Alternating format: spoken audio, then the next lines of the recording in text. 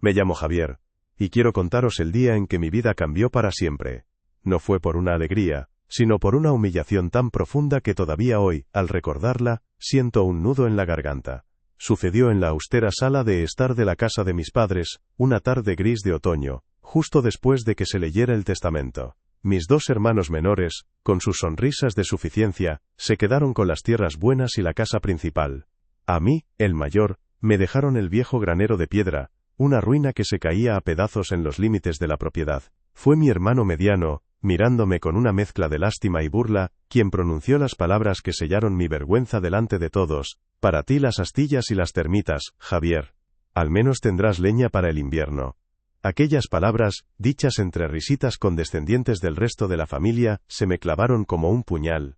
¿Qué haríais vosotros si vuestra propia sangre os despreciara de esa manera por heredar un montón de escombros? Escuchad mi historia hasta el final y decidme, ¿qué hubierais hecho en mi lugar? Y por favor, dejadme saber desde qué ciudad me estáis escuchando, necesito sentir que no estoy solo en esto. Si queréis oír más relatos como este, suscribíos al canal. El ambiente en esa sala era irrespirable. No había luto por mi padre, solo la codicia de los buitres repartiéndose el botín. El notario, un hombre serio y ajeno a nuestros dramas familiares, leía los documentos con una voz monótona que contrastaba con la tensión que se podía cortar con un cuchillo. Yo observaba a mis hermanos, a mis cuñadas, a mis sobrinos. En sus ojos no había compasión, solo un cálculo frío sobre el valor de cada metro de tierra, de cada mueble. Cuando llegó mi turno y se anunció que el granero era mi única herencia, un silencio incómodo llenó la habitación, roto casi al instante por la cruel ocurrencia de mi hermano. Nadie me defendió. Nadie dijo una palabra a mi favor. Vi cómo algunos bajaban la mirada, no por vergüenza, sino para ocultar sus sonrisas. En ese momento, entendí que para ellos yo no era más que el tonto de la familia, el hermano mayor al que habían utilizado toda la vida, y al que ahora podían desechar con las obras. Mantuve la compostura, con el rostro como una máscara de piedra, pero por dentro ardía una rabia sorda y dolorosa. El granero era, objetivamente, un desastre. Lo sabía yo y lo sabían todos. Llevaba más de 30 años abandonado, desde que mi abuelo dejó de usarlo. El techo de teja estaba hundido por varias partes, dejando que la lluvia y el viento entraran a su antojo. Las grandes puertas de roble que en su día fueron imponentes, colgaban torcidas de sus goznes oxidados, y una de ellas ni siquiera cerraba del todo. El interior, según recordaba de niño, era un caos de vigas carcomidas, herramientas viejas, y un olor penetrante a humedad y excrementos de paloma. Para mis hermanos, aquello era un problema, un gasto, un montón de piedras, que afeaba la finca. Por eso me lo dieron a mí, no como un regalo, sino como una carga, una forma de recordarme mi lugar en la jerarquía familiar. Cuando el notario me tendió la vieja llave de hierro, oxidada y pesada, sentí el peso de su desprecio en mi mano. Era la llave de mi humillación, y todos en esa sala lo sabían. No dije nada. No supliqué, no me quejé, no les di la satisfacción de verme roto. ¿Para qué? Sus mentes ya estaban cerradas, sus juicios emitidos. Siempre fui el callado, el que trabajaba sin hacer ruido, el que renunció a sus propios sueños para cuidar de nuestros padres mientras ellos prosperaban en la ciudad. Ahora, en el momento final, me lo pagaban así. Con una dignidad que no sé de dónde saqué, simplemente asentí, tomé la llave y me puse en pie.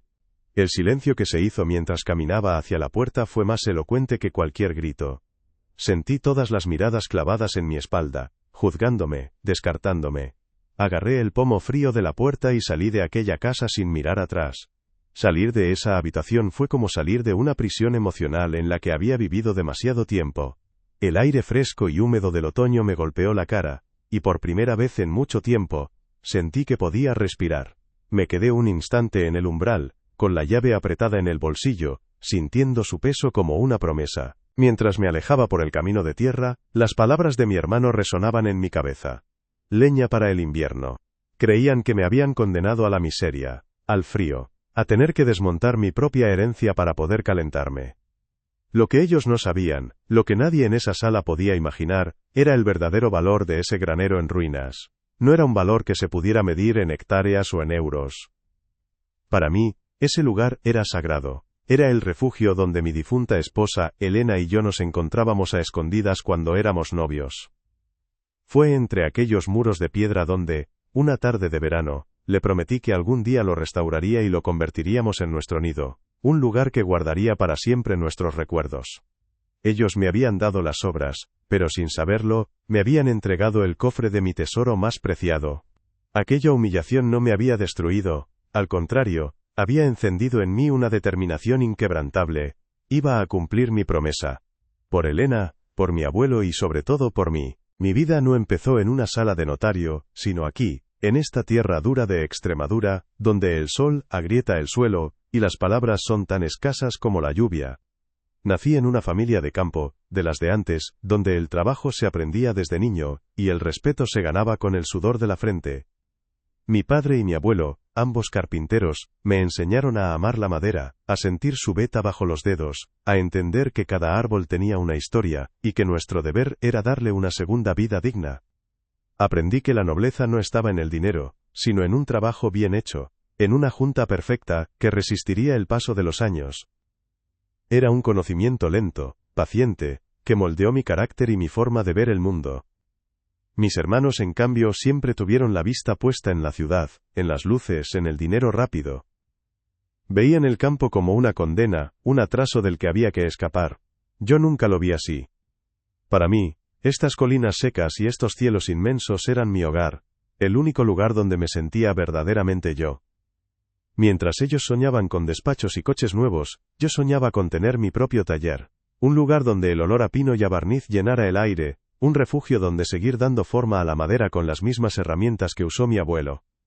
Alguien tenía que quedarse, alguien tenía que cuidar de la tierra y de los mayores, y ese papel, sin que nadie lo dijera en voz alta, siempre supe que era para mí.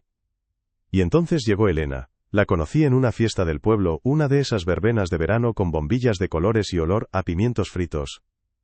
Era como si el sol hubiera decidido entrar de repente por la ventana de mi vida, iluminándolo todo con su risa. No era de las que hablaban mucho, como yo, pero no le hacía falta. Sus ojos lo decían todo. Entendía mi silencio, respetaba mi amor por el oficio, y veía en mis manos callosas no la marca de un trabajador humilde, sino la de un hombre que construía. Nuestro noviazgo fue sencillo, de paseos al atardecer y conversaciones sentados en un muro de piedra, planeando un futuro sin grandes lujos pero lleno de verdad. No teníamos nada, apenas lo justo para vivir, pero sentíamos que lo teníamos todo, cada pequeño logro era una fiesta. Recuerdo el día que compramos nuestra primera cama, hecha por mí en el taller, con madera de nogal que había guardado durante años. Elena la pulió y la barnizó conmigo, y al terminar, nos quedamos mirándola como si fuera el mayor de los tesoros. Nuestra felicidad se construía así, con pequeños gestos, con el esfuerzo compartido. Ella nunca me pidió que dejara mi vida, que aspirara a más. Al contrario, me animaba a ser exactamente quien era, un carpintero de pueblo, un hombre de pocas palabras pero de profundas convicciones. Y nuestro refugio secreto, el lugar donde el mundo desaparecía y solo existíamos nosotros, era el viejo granero. Nos colábamos allí en las tardes de domingo, cuando todos dormían la siesta. La luz se filtraba a través de las tejas rotas, dibujando patrones dorados en el suelo polvoriento. El aire olía a heno seco, a madera vieja y a tierra húmeda. Era un lugar mágico, un templo olvidado que solo nosotros conocíamos. Nos sentábamos en las pacas de paja viejas y hablábamos durante horas, o simplemente permanecíamos en silencio, escuchando el arrullo de las palomas y el susurro del viento entre las vigas. Fue allí, una tarde de junio con el calor apretando fuera y la fresca penumbra del granero abrazándonos, donde le hice la promesa. Elena miraba las enormes vigas de roble del techo, ennegrecidas por el tiempo, y dijo en un susurro: «Es una pena que un lugar tan noble se esté cayendo». La miré, vi el brillo en sus ojos, y supe lo que tenía que hacer. Tomé su mano y le dije: «Te prometo que un día, cuando tengamos algo de dinero, restauraré este lugar. Será nuestro nido, un sitio que guarde para siempre nuestros recuerdos». Ella sonrió, una de esas sonrisas suyas que me desarmaban, y sé que en ese momento sellamos un pacto que iba más allá de las palabras. Pero la vida, como siempre, tenía otros planes. Mis padres se enfermaron, primero mi madre y luego mi padre. Fueron años difíciles, de noches en vela y días agotadores. Mis hermanos llamaban desde la ciudad, preguntaban con prisa y siempre tenían una excusa para no venir. «Estamos muy ocupados con el trabajo, Javier. El niño está con exámenes, ya sabes». Yo asentía en silencio al otro lado del teléfono. mientras le cambiaba las sábanas a mi padre o le preparaba una sopa a mi madre. Nunca les guardé rencor. Entendía que ellos habían elegido otro camino, pero el peso de la responsabilidad caía entero sobre mis hombros. Y cuando necesitaron dinero para terminar sus estudios, para montar sus pequeños negocios, mis ahorros, los que guardaba con la ilusión de empezar la restauración del granero, fueron para ellos. Se lo di sin dudarlo. La familia era la familia, me decía, y su futuro era importante. Elena me apoyó, como siempre. El granero puede esperar, Javier. Lo importante ahora es esto, me dijo, y supe que tenía razón. Mis hermanos aceptaron el dinero como algo que se les debía, con un gracias rápido y una promesa de devolver lo que el tiempo se encargó de borrar. Nunca se lo eché con acento agudo en cara. Mi recompensa era ver a mis padres cuidados y a mi familia, en teoría unida. Nuestra vida con Elena continuó, sencilla y pegada a la tierra. Arreglamos con nuestras propias manos una pequeña casa que heredé de una tía abuela. Recuerdo pasar un verano entero subido al tejado, cambiando tejas una por una, con Elena pasándome el mortero y dándome agua. Cada clavo que martillaba, cada viga que aseguraba, era una declaración de intenciones. Estábamos construyendo nuestro hogar, un lugar sólido y honesto, como nosotros. Plantamos un pequeño huerto, y el sabor de nuestros propios tomates era el de la victoria. No necesitábamos más. La riqueza para nosotros era eso, la paz, el trabajo bien hecho y la compañía del otro. Pero hace 5 años, esa luz que era Elena se apagó. Un mal rápido y silencioso se la llevó, dejándome en un mundo gris y vacío. El taller, que antes era mi alegría, se convirtió en mi único consuelo, un lugar donde el trabajo físico me agotaba lo suficiente como para poder dormir por las noches. El silencio en casa era ensordecedor. Me aferré a la rutina, al olor de la madera, a la precisión de los cortes, como un náufrago se aferra a un madero. La promesa del granero quedó enterrada bajo capas de dolor y soledad, un sueño que ya no tenía sentido sin ella para compartirlo. Mis hermanos venían de visita en Navidad y en verano como turistas en su propia tierra, me miraban con una mezcla de pena y condescendencia. Pobre Javier tan solo, decían sus miradas. Traían regalos caros para aparentar, pero sus conversaciones siempre giraban en torno al dinero, a las inversiones, a los viajes que hacían. Miraban mi casa, mi taller, mi vida, como si fuera un fracaso. ¿No te aburres aquí, siempre haciendo lo mismo?, me preguntó una vez mi cuñada. No le respondí. ¿Cómo explicarle que en la repetición de mi oficio, yo encontraba un orden, un sentido que su vida ajetreada y superficial, jamás podría comprender? La brecha entre nosotros no era de kilómetros, era de valores. Ellos medían el éxito en los ceros de su cuenta bancaria, yo, en la solidez de una junta de madera bien hecha, en la palabra dada, en la lealtad a mis raíces. Poco a poco, dejé de esperar nada de ellos. Comprendí que vivíamos en mundos distintos y que el mío, el de la tierra, el trabajo manual y los afectos sinceros, era incomprensible para ellos.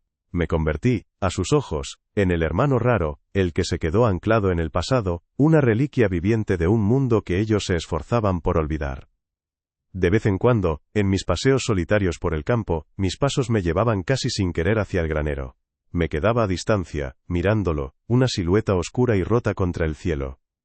Cada viga podrida me dolía como una herida propia. Cada teja rota era un recordatorio de mi promesa incumplida. Sentía que le había fallado a Elena. El lugar se había convertido en un monumento a mi fracaso, a todo lo que la vida me había impedido hacer. Era un dolor sordo, una espina clavada en el corazón que llevaba años sin poder o querer arrancar. Verlo así, cada día más decrépito, era una tortura silenciosa. Los vecinos que pasaban a veces comentaban, una pena de edificio, con lo bueno que era. Y yo asentía, sin poder explicarles que para mí era mucho más que un edificio. Era el guardián de mis recuerdos más felices, el testigo mudo de un amor que ni la muerte había podido borrar. Era el cofre de una promesa que pesaba sobre mi alma. La gente veía piedras y madera podrida. Yo veía el fantasma de lo que pudo ser y no fue. Por eso, cuando salí de aquella casa con la llave de hierro en el bolsillo, no sentí el peso del desprecio de mi familia. Sentí otra cosa, una sacudida. La humillación de sus palabras, de sus risas, no me había hundido. Al contrario, había prendido una mecha que llevaba mucho tiempo apagada.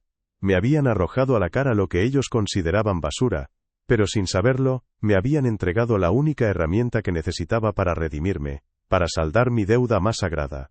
Me habían dado el propósito que había perdido. El camino de vuelta a mi casa por las calles silenciosas del pueblo se me hizo corto. Ya no caminaba un hombre humillado y derrotado por la vida. Caminaba un hombre con una misión. La llave en mi bolsillo ya no era fría y oxidada. Ardía con el fuego de una determinación renovada. Iba a cumplir mi promesa.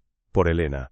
Por mi abuelo, que construyó ese granero con sus propias manos. Y por el joven que fui una vez, ese que se sentó en la penumbra de aquel lugar y creyó, con toda su alma, que el amor y el trabajo podían reconstruir cualquier ruina. Ahora por fin tenía la oportunidad de demostrarlo. El primer día que volví al granero, no fue con la intención de trabajar, sino de sentir.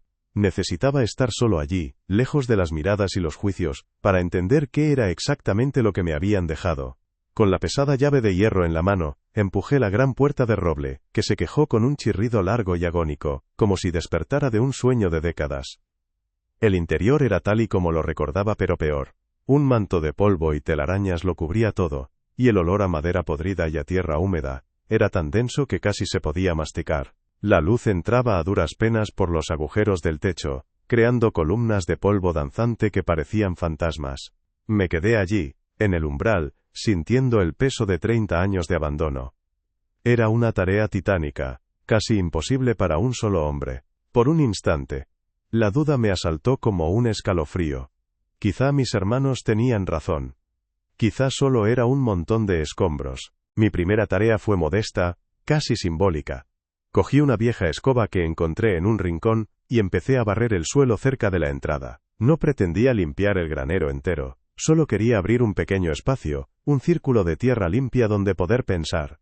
Mientras barría, levantando nubes de polvo que me hacían toser, vi a un vecino, Antonio, pasar por el camino con su tractor.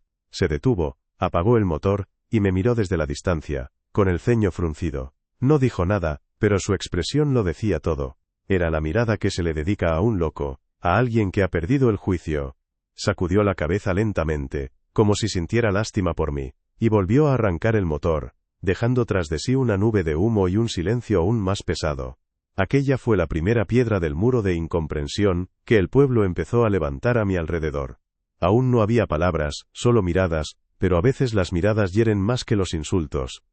La humillación no tardó en encontrar su voz. La noticia de mi herencia, en un pueblo tan pequeño como el mío, voló más rápido que el viento. Unos días después, entré en el bar de la plaza a tomar un café, como hacía cada mañana. El murmullo habitual de las conversaciones se detuvo por un segundo cuando crucé la puerta. Luego, alguien en la barra, con una voz lo suficientemente alta para que todos la oyeran, soltó la primera broma. «Hombre Javier, el del palomar caído, ¿vienes a por fuerzas para seguir desmontando tu palacio?» Se oyeron algunas risas ahogadas. El dueño del bar, Manolo, me sirvió el café sin mirarme a los ojos. Me lo tomé de un trago, sentí el líquido ardiendo en mi garganta, dejé las monedas sobre el mostrador y me fui. No les di la satisfacción de una respuesta, pero al salir, sentí sus ojos clavados en mi espalda, y supe que algo se había roto para siempre. Ya no era Javier, el carpintero, era el tonto del granero. A partir de ese día, las pullas se convirtieron en el pan de cada día, eran pequeñas humillaciones cotidianas, como gotas de agua que van horadando una piedra. Si me cruzaba con alguien, la conversación se desviaba inevitablemente hacia el granero. «¿Qué, Javier, ya has contado las termitas?», me decían con una palmada en la espalda que pretendía ser amistosa, pero que estaba cargada de veneno. «¿No te da miedo que se te caiga encima una noche de viento?». Intentaba sonreír, encogerme de hombros y seguir mi camino, pero cada comentario era una pequeña astilla que se me clavaba en el orgullo. Empecé a evitar las calles principales, a dar rodeos para no encontrarme con nadie. Mi mundo, que ya era pequeño, se encogió todavía más, hasta reducirse al camino polvoriento que iba de mi casa al granero. Mis hermanos, por supuesto, no se quedaron atrás. Me llamaban por teléfono de vez en cuando, con una falsa preocupación que resultaba más insultante que el silencio. «¿Cómo vas, hermano? ¿Necesitas algo?», preguntaba el mediano, el mismo de la frase sobre la leña. Y antes de que pudiera responder, añadía: «Oye, he pensado que a lo mejor podrías vender las tejas viejas y las vigas. Algo sacarás, aunque sea para pagar la contribución de esa ruina». No veían un edificio, ni un recuerdo, ni una promesa, solo veían un problema del que, según ellos, yo era el único responsable. Les daba las gracias por el consejo, con una voz neutra y colgaba, sintiendo una mezcla de rabia y tristeza. La sangre no te hace familia. A veces, solo te hace un heredero más cercano de la decepción. Mi aislamiento se hizo palpable, físico. Las invitaciones a las comidas familiares de los domingos, que ya eran escasas, cesaron por completo. Nadie quería al pariente pobre y excéntrico en su mesa, al que había heredado la basura mientras ellos disfrutaban de lo bueno. Los amigos con los que jugaba la partida de cartas en el bar empezaron a encontrar excusas para no quedar. Hoy no puedo, Javier, tengo que hacer unos recados. Esta semana estoy muy liado. Poco a poco me fui quedando solo. La gente del pueblo, al verme venir por la acera, a veces cruzaba a la de enfrente, como si mi supuesta locura fuera contagiosa. Me convertí en una especie de fantasma en mi propio pueblo, un hombre al que todos veían pero nadie quería mirar de verdad. Mi única compañía eran las paredes silenciosas de mi casa, y los muros desconchados del granero. El trabajo en el granero era mi única salvación y mi condena. Era un esfuerzo brutal, solitario y, a ojos de todos, inútil. Pasaba los días enteros allí, desde que salía el sol hasta que se iba. Empecé por lo más urgente, asegurar lo que quedaba del tejado para que no entrara más agua. Subido a una escalera vieja y temblorosa, quitando tejas rotas una por una, con las manos llenas de cortes y arañazos me sentía como Sísifo empujando su roca. Cada viga que lograba apuntalar, cada gotera que conseguía tapar, era una pequeña victoria que nadie veía ni celebraba. El sudor se me mezclaba con el polvo, y al final del día volvía a casa tan agotado que no tenía fuerzas ni para sentir pena de mí mismo. Solo comía algo, me duchaba y caía en la cama como una piedra, para empezar de nuevo al día siguiente. A veces mientras trabajaba, escuchaba las voces de los niños que jugaban en los campos cercanos. «No os acerquéis ahí, que es la casa del viejo loco», les gritaba alguno. Y oía sus risitas mientras se alejaban corriendo. Esas palabras, pronunciadas con la inocencia cruel de la infancia, me dolían de una manera especial. Para ellos, yo era el personaje de un cuento de miedo, el ermitaño que vive en una ruina. Y en cierto modo, lo era. Me había encerrado en mi propio mundo, un mundo de madera vieja, herramientas y recuerdos, porque el mundo de fuera me había rechazado. El granero se convirtió en mi fortaleza y en mi prisión, el único lugar donde podía ser yo mismo sin ser juzgado, pero también el que me separaba de todo y de todos. La soledad más dura no es la que eliges, sino la que te imponen, y a mí me la impusieron con miradas de lástima y consejos no pedidos. Las mujeres mayores, al verme en la tienda del pueblo, me miraban por encima de sus gafas con una compasión que me revolvía el estómago.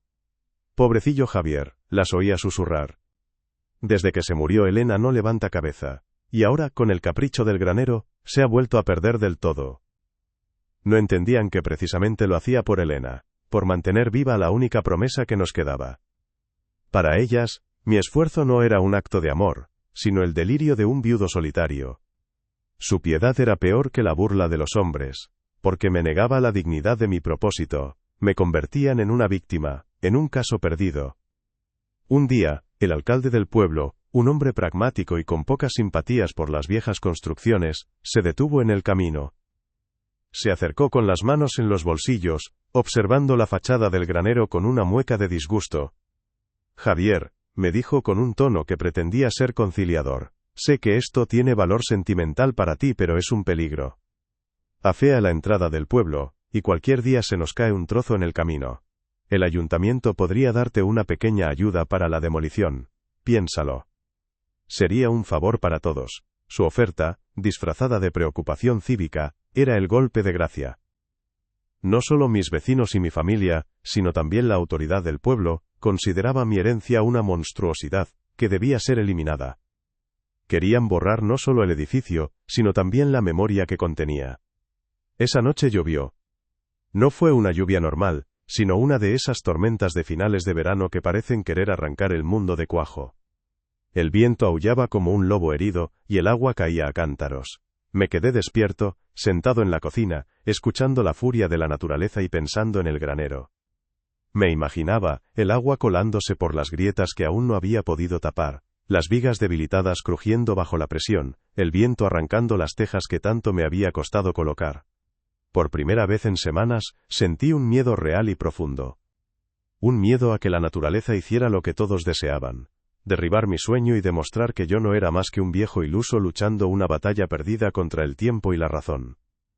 A la mañana siguiente, antes incluso de que saliera el sol, corrí hacia allí, El camino era un barrizal y el aire estaba cargado de olor a tierra mojada. Cuando llegué y vi el desastre, el corazón se me encogió. Una de las paredes laterales, la que estaba más debilitada, se había derrumbado parcialmente, dejando un enorme boquete abierto al campo. Las tejas nuevas que había colocado estaban esparcidas por el suelo como dientes rotos. El agua había inundado una esquina entera, convirtiéndola en un lodazal. Me quedé allí parado, bajo el cielo gris y plomizo, empapado por la lluvia que aún caía fina, y sentí que mis fuerzas me abandonaban. Por un instante, solo un instante, pensé en rendirme. Pensé que tenían razón. Que luchaba en vano. Que solo era un viejo loco abrazado a una pila de escombros. Me senté en una piedra húmeda, con la cabeza entre las manos, sintiendo el peso de la derrota. El frío me calaba los huesos, pero era un frío que venía de dentro. ¿Qué estaba haciendo? Gastando mis últimos años y mis pocas fuerzas en una causa perdida, solo por una promesa hecha a una sombra. El silencio del campo roto solo por el goteo del agua sobre los charcos era abrumador. Miré mis manos, agrietadas, sucias de barro y de trabajo. Estaban temblando, no solo por el frío, sino por el cansancio y la desesperación. En ese momento, en ese preciso instante de debilidad, estuve a punto de darles la razón a todos, a mis hermanos, a mis vecinos, al alcalde.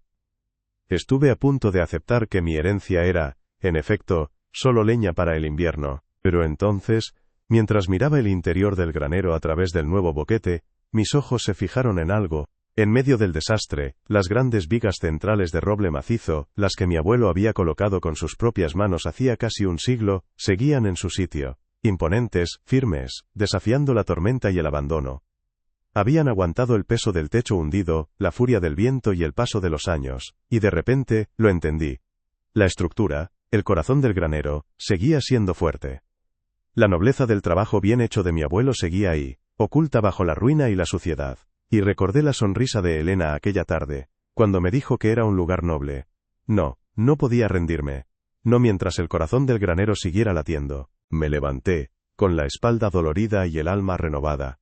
La desesperación se había transformado en una rabia fría y tranquila. Una determinación de acero. Ya no me importaba lo que pensaran los demás. Sus burlas, su lástima, sus consejos, todo eso se había vuelto irrelevante. Mi lucha ya no era contra ellos. Ni siquiera era solo por Elena o por mi abuelo, era por mí. Era una cuestión de dignidad. Iba a levantar ese granero piedra a piedra, viga a viga, aunque fuera lo último que hiciera en mi vida. Iba a demostrarles, no con palabras sino con hechos, que estaban equivocados, que el valor de las cosas no siempre está a la vista, y que la verdadera ruina no estaba en las paredes de mi granero, sino en sus corazones vacíos. Unas semanas más tarde, la vida me puso frente a la prueba definitiva de mi aislamiento. Era la fiesta del pueblo, y yo estaba en la plaza, observando desde lejos el baile y la alegría. Vi a mis dos hermanos en un grupo, riendo a carcajadas con otros hombres. Me acerqué un poco, por inercia, y entonces oí la misma frase dicha esta vez por uno de los amigos de mi hermano, que me señaló con la cabeza: «Ahí está Javier. Pregúntale si ya tiene bastante leña para el invierno». Las risas resonaron en la plaza, y esta vez me golpearon de una forma distinta. No sentí dolor, ni humillación. Sentí una extraña calma, una certeza absoluta. Me di la vuelta sin que se dieran cuenta de que les había oído y me alejé. Mientras caminaba de vuelta a casa por las calles oscuras, comprendí que por fin era libre, libre de su opinión, de su aprobación, de su mundo. Habían trazado una línea, y me habían dejado al otro lado, con mis ruinas y mi supuesta locura. Y en ese momento, me di cuenta de que les estaba agradecido. Porque en su desprecio, me habían dado el regalo más grande de todos. La oportunidad de encontrar un tesoro que ellos, con toda su riqueza y su suficiencia, nunca serían capaces de ver. Había aceptado por completo mi papel a sus ojos. Era, el viejo loco con la propiedad sin valor. Y esa aceptación no era una derrota, sino el principio de mi verdadera victoria. La soledad dejó de ser una carga para convertirse en mi aliada. El silencio del granero ya no era opresivo sino cómplice. Cada día de trabajo era un acto de rebeldía silenciosa. Aprendí a encontrar compañía en el sonido de mi propio martillo, en el olor de la madera recién cortada, en la textura de la piedra bajo mis dedos. Me volví invisible para el pueblo, y esa invisibilidad me dio poder. Podía trabajar sin interrupciones, sin miradas curiosas, sin comentarios hirientes. Me sumergí por completo en mi tarea, ajeno al mundo que me había dado la espalda, y fue en esa soledad absoluta, en ese aislamiento autoimpuesto, donde estaba a punto de descubrir que la verdadera riqueza del granero no estaba en su estructura, sino escondida en su rincón más oscuro y olvidado. Todos creían que me habían dejado solo, que me habían arrinconado con mi locura y mis escombros, y en cierto modo, era verdad, estaba solo. Pero lo que nadie sabía, lo que ni siquiera podían imaginar en sus mentes calculadoras, es que mi soledad no era vacía. Estaba llena de un secreto. Un secreto que pesaba más que todas sus tierras fértiles y sus casas llenas de muebles nuevos. No era un loco luchando contra el viento. Era un guardián esperando el momento adecuado. Cada burla, cada mirada de lástima, cada consejo condescendiente, no hacía más que reforzar los muros de mi silencio, convirtiendo el viejo granero, no en mi prisión, sino en la fortaleza que protegía el verdadero legado de nuestra familia. Ellos veían la ruina por fuera, pero yo siempre he sabido lo que había dentro. Y su desprecio era el mejor candado que podría desear. Veréis, lo que mis hermanos y el resto del pueblo nunca entendieron es que yo no empecé a trabajar en el granero por un capricho de viudo solitario. No fue una idea que se me ocurrió tras la humillación del testamento. Yo conocía el valor de ese lugar desde que era un niño. Recuerdo a mi abuelo, un hombre tan callado como yo, llevándome allí en las tardes de verano. Mientras me enseñaba a distinguir la veta del roble de la del castaño, una vez pasó su mano callosa por el viejo banco de trabajo que él mismo había construido, y me dijo en un susurro: Javier, las cosas más valiosas no se guardan donde los ladrones puedan encontrarlas. Se guardan a la vista de todos, donde solo los ojos que saben mirar las pueden ver. Esa frase se me quedó grabada para siempre, una semilla plantada en mi memoria que esperó décadas para germinar. Por eso, mi trabajo en el granero no fue un acto de limpieza, sino una ceremonia.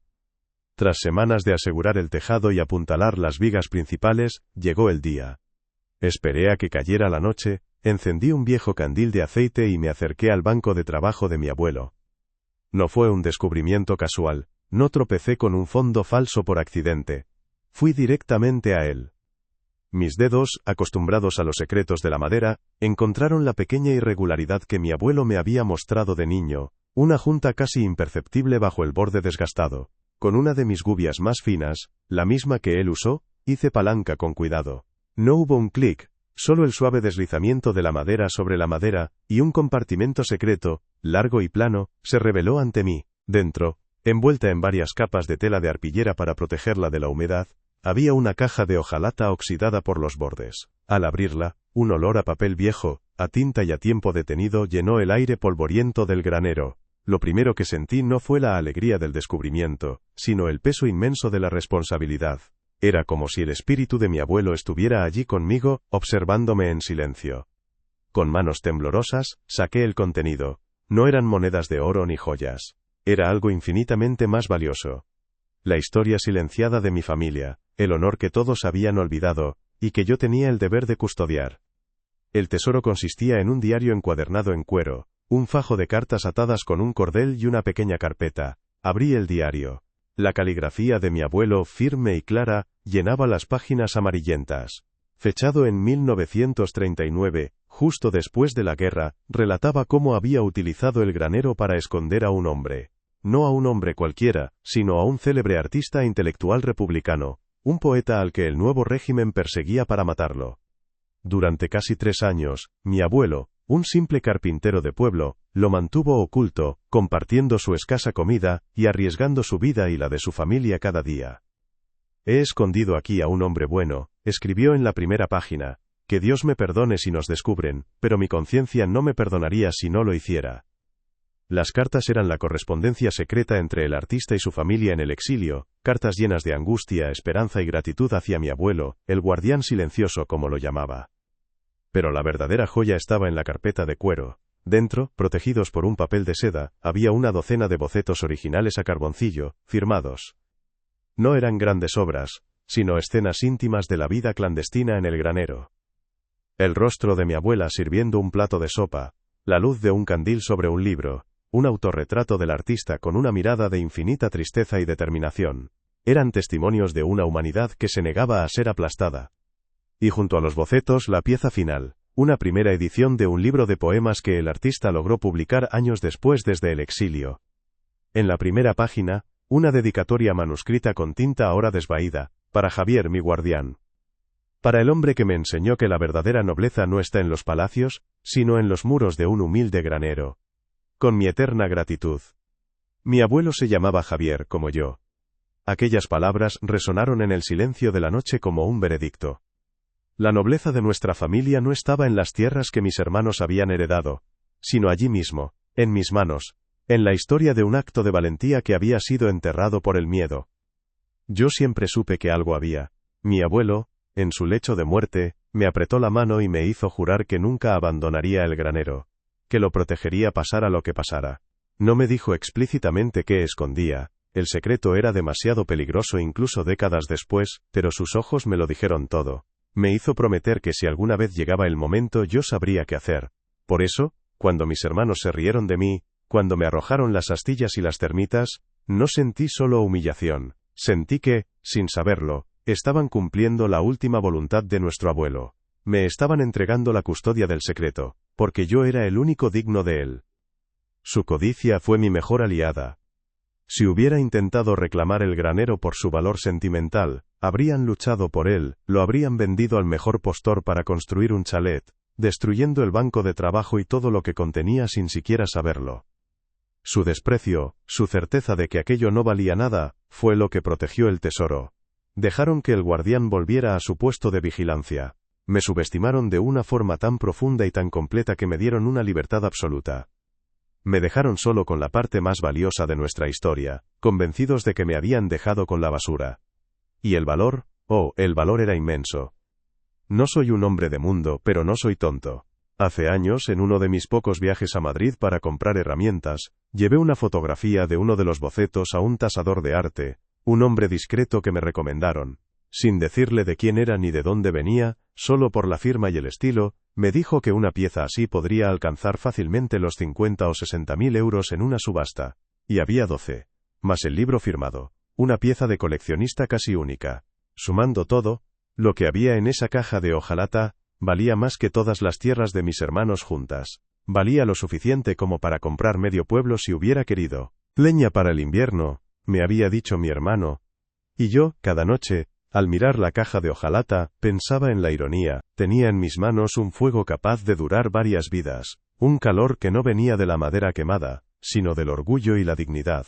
Pero esa riqueza no me produjo ni una pizca de arrogancia, al contrario, me llenó de una profunda humildad. Me di cuenta de que mi abuelo no había escondido un tesoro para enriquecer a su familia, sino para salvar un alma y preservar una historia. El dinero era solo una consecuencia, un efecto secundario del verdadero valor. El honor. Mi silencio dejó de ser una carga y se convirtió en mi poder. Mi supuesta locura era el disfraz perfecto. Mientras todos en el pueblo me veían como el pobre viejo obsesionado con una ruina, yo estaba custodiando un secreto de Estado. Un capítulo perdido de la historia de nuestro país.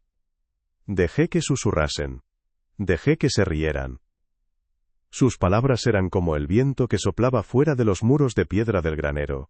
Hacían ruido, pero dentro, donde estaba lo importante, no podían entrar. Yo estaba en paz, porque sabía la verdad, sabía que no estaba reconstruyendo un edificio, sino un santuario. También se lo debía a Elena. Nunca le conté el secreto en detalle, era una carga demasiado pesada y peligrosa, pero ella sabía que el granero era especial. Ese lugar tiene alma, Javier, me decía. Se nota en las piedras. Ella entendía sin necesidad de palabras que mi conexión con aquel sitio iba más allá de nuestros recuerdos de juventud. Le había prometido restaurarlo, y ahora entendía que esa promesa era doble. Era para nuestro amor, sí, pero también era para la memoria de mi abuelo. Tenía que crear un lugar digno no solo para nuestros recuerdos, sino para el legado que contenía. La herencia no me había dividido de mi familia, simplemente había revelado la grieta que ya existía. Su reacción no me sorprendió. Solo confirmó lo que yo ya sabía, que medían el mundo en euros y hectáreas, y que eran ciegos a cualquier otro tipo de valor. Eran pobres de la peor manera posible. Tenían dinero pero no tenían historia. Tenían propiedades pero no tenían honor. El testamento de mi padre no me había desheredado, me había elegido, me había señalado como el único capaz de entender el verdadero patrimonio familiar. Esa noche, sentado en el suelo polvoriento del granero, con los bocetos extendidos a mi alrededor a la luz del candil, tomé una decisión. O más bien, la confirmé. Sentí una conexión profunda con mi abuelo, el carpintero silencioso que había arriesgado todo por hacer lo correcto.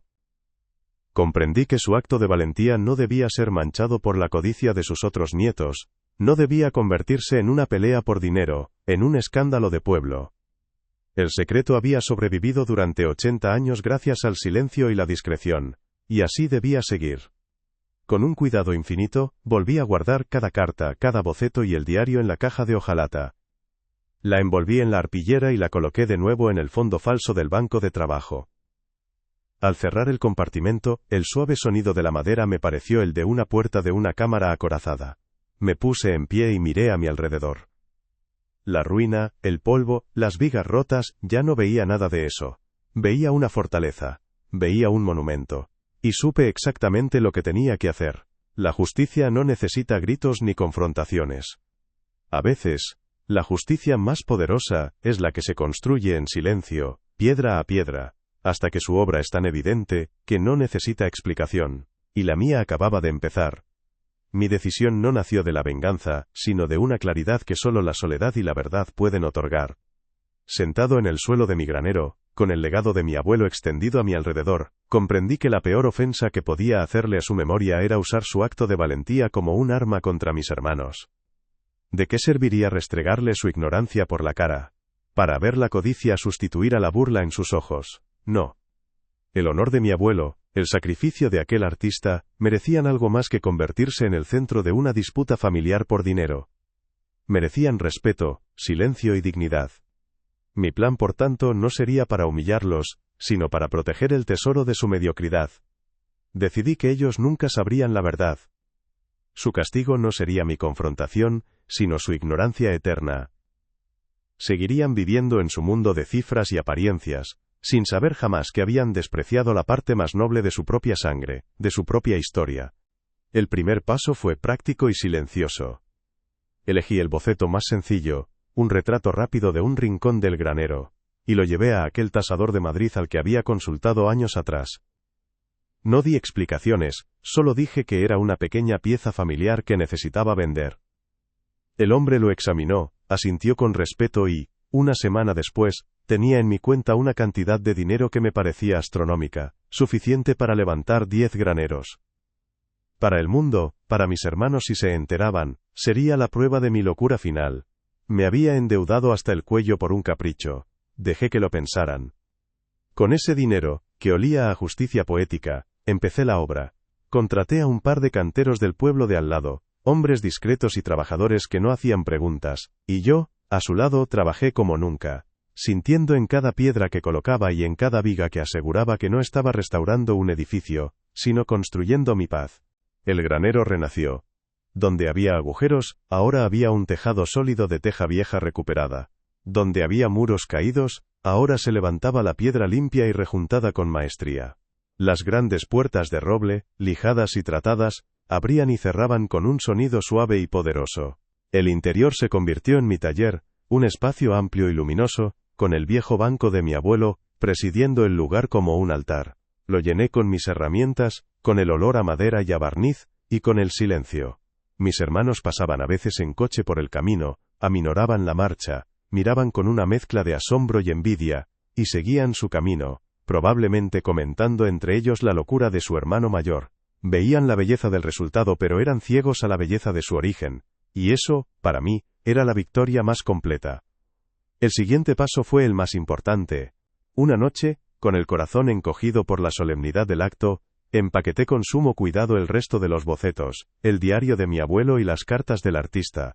Compré una caja de madera anónima y la llevé a una oficina de correos en la capital, lejos de cualquier mirada conocida. La envié al Archivo Histórico Nacional. Dentro, solo incluí una nota, escrita a máquina en un papel en blanco, sin firma ni remitente. Decía simplemente, el legado de un hombre bueno. La historia de un carpintero que, en los tiempos más oscuros, eligió la decencia. Que su memoria no se pierda en el olvido.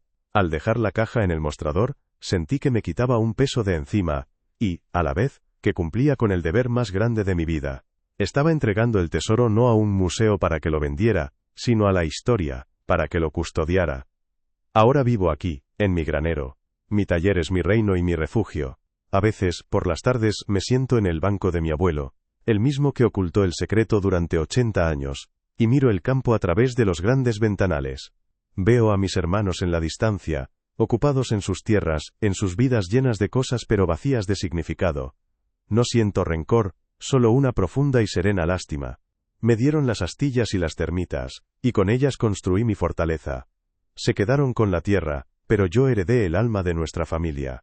Ellos nunca sabrán que la verdadera riqueza no era el dinero escondido, sino la historia de honor que despreciaron. Y en su ignorancia reside mi paz. Me llamaron loco por valorar una ruina, pero ahora entiendo que los únicos locos son aquellos que solo ven el valor de las cosas que se pueden contar, y no de las que verdaderamente importan.